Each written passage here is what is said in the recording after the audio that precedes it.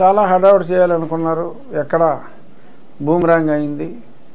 మరి ఏదో ఒకటి చేయాలి అని చెప్పి పాపం సతీష్ అని ఒక కుర్రోడు, అడిగి 16 ఏళ్ళు అండి పాపం.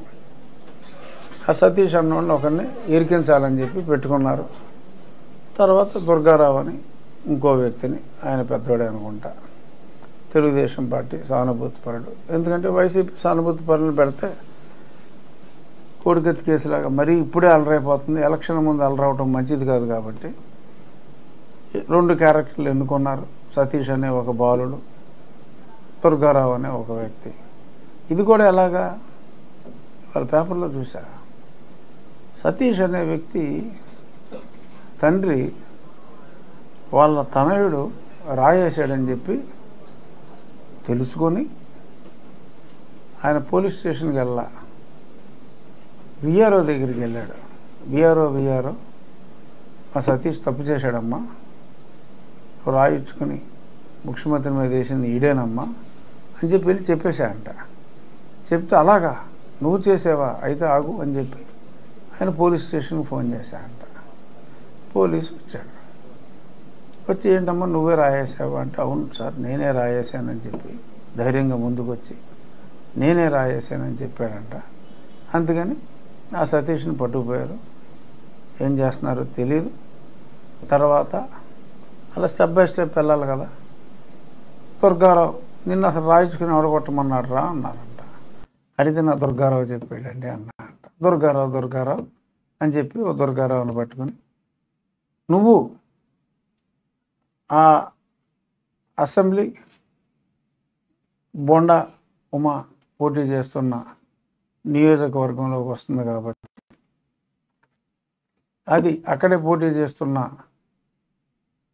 వెల్లంపల్లి శ్రీనివాస్ గారి కన్నును కూడా జగన్మోహన్ రెడ్డి గారిని గాయపరిచిన తర్వాత అటుగా వెళ్ళి ఆయన కూడా గాయపరిచింది కాబట్టి ఒక ఎమ్మెల్యే క్యాండిడేట్ని ఇంకో ఎమ్మెల్యే క్యాండిడేట్ గాయపరుస్తాడు, ఇంకొకరికి వేరే వాడికి సంబంధం ఏముంటుందనే ఒక పర్హాప్స్ ఆ లాజిక్తో అనుకుంటా, ఆ లాజిక్తో ఆ దుర్గారావుతో చెప్పించినట్టుగా ఉన్నారు.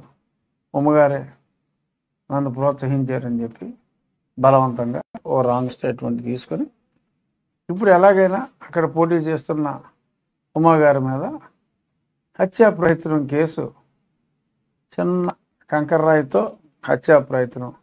ఇక కంకర్రాయితో హత్యలు చేయగలిగితే గొడ్డలు ఎందుకు, కత్తులు ఎందుకు, ఇవన్నీ వేస్ట్.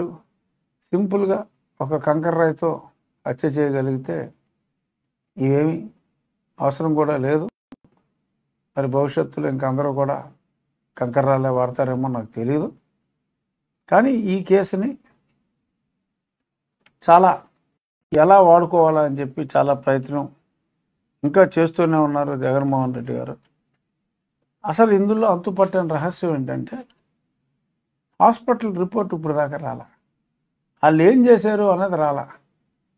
వాళ్ళు ఒక 16,000 మంది గోపికల్లాగా 16 మంది ఫోటోలో నర్సులు, ఇంకా చాలామంది డాక్టర్లు, కిడ్నీ స్పెషలిస్టులు, హార్ట్ స్పెషలిస్టులు, లివర్ స్పెషలిస్టులు, మొత్తం అందరూ కూడా వారి శాఖలకు సంబంధం లేకపోయినా కదా ఏమాత్రం చెల్లించకుండా 2 గంటల సరదాగా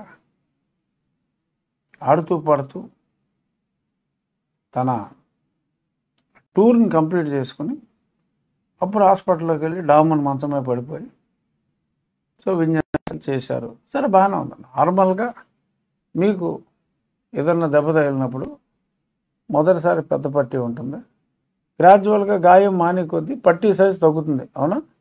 జనరల్గా చివరికి అప్పుడు చిన్న పట్టీ తీసేస్తారు. ఇక్కడ ఆ రోజు ఎలా చేతులు హాస్పిటల్ నుంచి బయటకు వచ్చినప్పుడు పట్టీ సైజు చూడండి, ఆ తర్వాత భీమవరం వచ్చినప్పుడు పట్టీ సైజు చూడండి, కాకినాడ కేసు వెళ్ళినప్పుడు పట్టీ సైజు కొంచెం పొడుగు పెరిగింది. గాయం అంటూ ఉంటే పట్టీ సైజు తగ్గుతుంది. ఏ గాయం లేదు కాబట్టి ఊరికే షో పుట్టప్ కాబట్టి మామూలుగా సినిమా షూటింగ్ చేసేవాళ్ళు కూడా కంటిన్యూటీ షాట్లు అని అసిస్టెంట్ డైరెక్టర్లు ఉంటారు, వాళ్ళు ఆ ప్రికాషన్ తీసుకుంటారు. నెక్స్ట్ డే షూట్ వేరే ప్లాస్టర్ వేసినా అదే సైజు ప్లాస్టర్ వేస్తారు తప్ప ఆ కంటిన్యూటీకి అసిస్టెంట్ డైరెక్టర్ సరైన లేడు అక్కడ. జగన్మోహన్ రెడ్డి గారికి కంటిన్యూటీ మిస్ అయ్యి అది పెరిగిపోతాను. సరే, అదొక ప్రహసనం. అసలు ఆ డాక్టర్లు ఆ నర్సులు కలిసి ఏం చేశారు? ఎక్కడైనా మెడికల్ రిపోర్ట్ ఉంటుంది.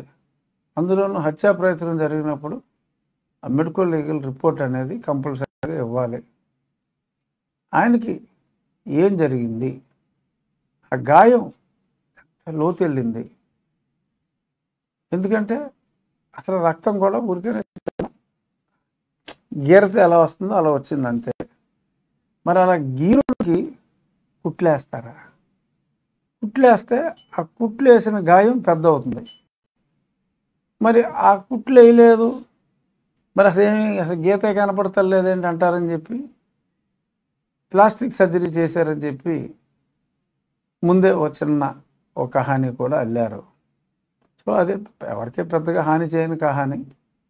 మరి ఆ కహానికి కట్టుబడి ఎలక్షన్ అయిన తర్వాత పట్టీ తీసేసి